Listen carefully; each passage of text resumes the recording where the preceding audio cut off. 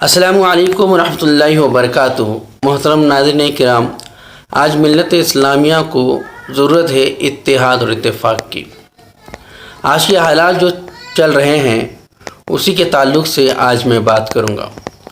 تاریخ بتاتی ہے کہ یہود و نصارہ نے اسلام یا مسلمانوں کو نقصان پہنچانے کا موقع کبھی ضائع نہیں کیا۔ قرآن مجید نے اس بات کی جانب مسلمانوں کو کئی مقامات پر متنبہ کیا اور ان کی حرکتوں اور سازشوں سے آگاہ کیا۔ سورہ مائدہ میں اللہ تعالیٰ ارشاد فرماتا ہے، جس کا ترجمہ ہے، کیا ایمان والو تم یہود و نصارہ کو دوست نہ بناؤ، ایک دوسرے کے دوست ہیں، اور جو کوئی تم میں سے ان سے دوستی کر لے گا پس وہ انہی میں شمار کیا جائے گا۔ پس بے شک اللہ تعالیٰ ظالم قوم کو ہدایت نہیں دیتا۔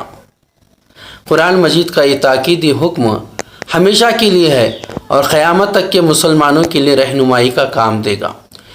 اس میں کوئی قید و حد نہیں لگائی کہ کتنے زمانے تک ان سے دوستی کی جائے اور کتنے زمانے کے بعد ان سے دوستی توڑی جائے۔ حضور پاک صلی اللہ علیہ وسلم کے پردہ فرمانے کے بعد اب قرآن مجید میں تخ کا کوئی سوال پیدا نہیں ہوتا۔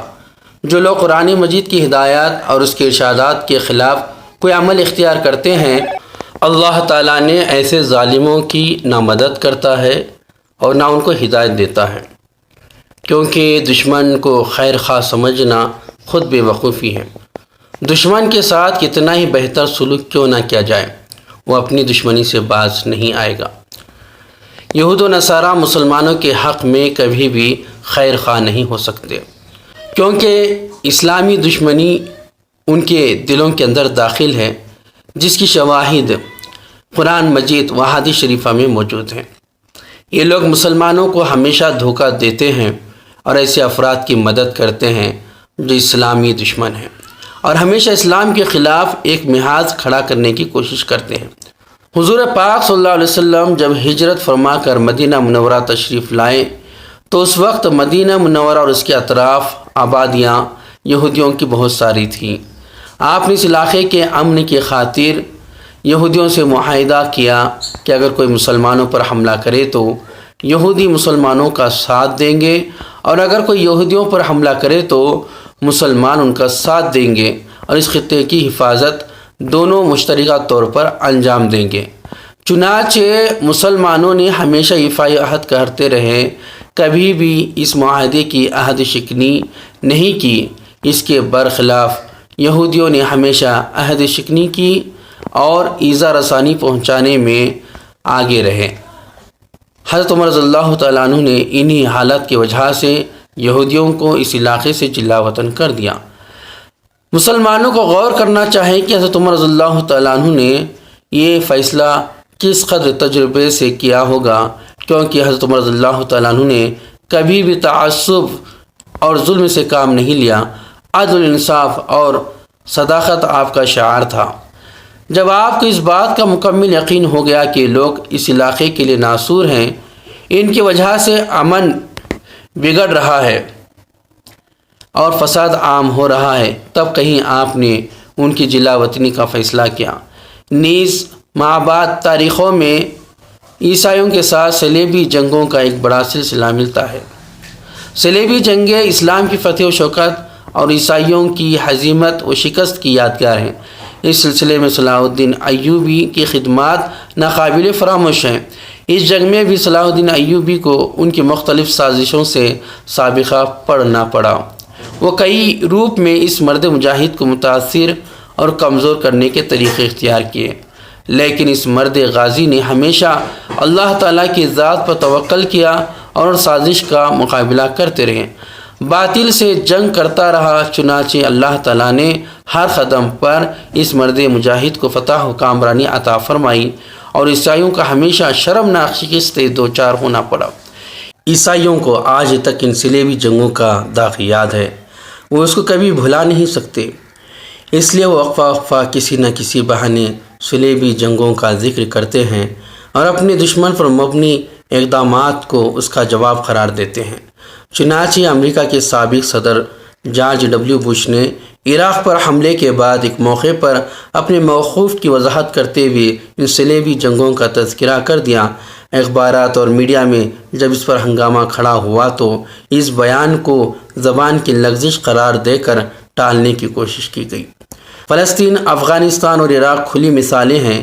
اب دنیا یہ جان چکی ہے کہ ان ممالک کا کوئی قصور نہیں۔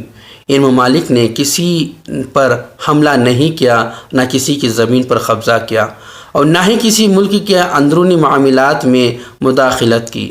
اقوام متحدہ کے ذریعے عراق میں جتنی ممکن ہو سکتی تھی تحقیق کری گئی، جس کے بعد تمام اندیشے وہم ثابت ہوئے اور کسی پر الزام کی کوئی حقیقت ثابت نہ ہو سکی۔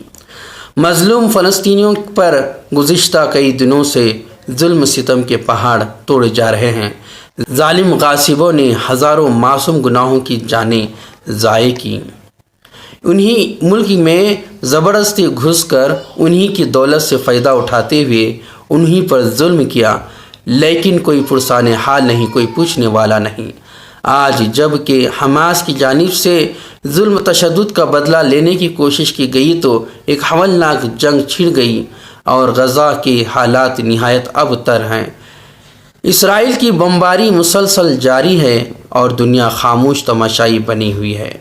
مسلمانوں پر ظلم و زیادتی کے بعد ظالموں نے یہ اندازہ قائم کر لیا کہ مسلمان کمزور ہو چکے ہیں، نہ ان کے پاس ہتھیار ہیں اور ان کے پاس اتحاد ہے۔ دیکھنے میں مسلم حکومتوں کی تعداد زیادہ ہے اور مسلمانوں کی آبادی بھی کم نہیں ہے، لیکن اس وقت مسلمان غفلت اور انتشار کا شکار ہیں۔ اس حالت کی جانب حضور اکرم صلی اللہ علیہ وسلم نے 1400 سال پہلے نشاندہی فرمائی تھی۔ ارشاد مبارک ہوا کہ عنقریب وقت ایسا آئے گا کہ ساری قوم مسلمانوں پر ایسے ٹوٹ پڑیں گے جیسے کھانے والے ایک دوسرے کو بلاتے ہیں پیالے کی طرف۔ تو کسی نے دریافت کیا، حضور صلی اللہ علیہ وسلم کیا اس وقت ہم مسلمان تعداد میں کم ہو جائیں گے؟ ارشاد ہوا نہیں، بلکہ تم لوگ اس روز بہت زیادہ ہوں گے، لیکن سیلاب کی جھاگ کی طرح ہوں گے۔ اللہ تعالیٰ تمہارے دشمن کے سینے سے تمہارا رعب نکال لے گا اور تمہارے دلوں میں بزدلی کو ڈال دے گا۔ پھر کسی نے پوچھا، یا رسول اللہ یہ بزدلی کیا ہے؟ فرمایا دنیا کی محبت اور موت کی ناپسندیدگی، یعنی دنیا سے محبت کرنا اور موت کو ناپسند کرنا۔ مسلمانوں غور کرو، نبی صادق صلی اللہ علیہ وسلم نے ہماری بربادی کے کیا اسباب بتلائے ہیں۔ آپ صلی اللہ علیہ وسلم نے دو چیزوں کو سبب قرار دیا، ایک دنیا کی محبت اور دوسرا موت کا خوف۔ آج ہماری حکومتیں اسی کا شکار ہیں۔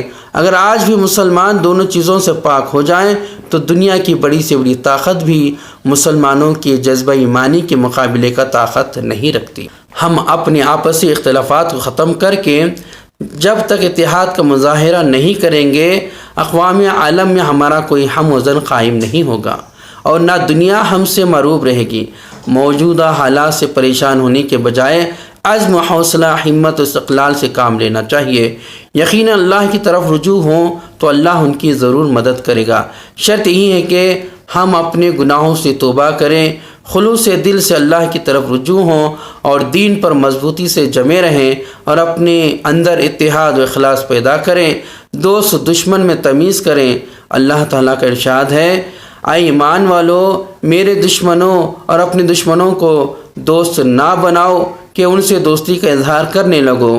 دوسری جگہ ارشاد ہے، اے ایمان والو ان سے دوستی نہ کرو جن پر اللہ نے غضب فرمایا۔ دعا ہے کہ اللہ تعالی ہم سب کو حق شناسی و حق پرستی کی توفیق عطا فرمائے اور ہم میں اتحاد و اخلاص پیدا کرے۔ السلام علیکم ورحمۃ اللہ وبرکاتہ۔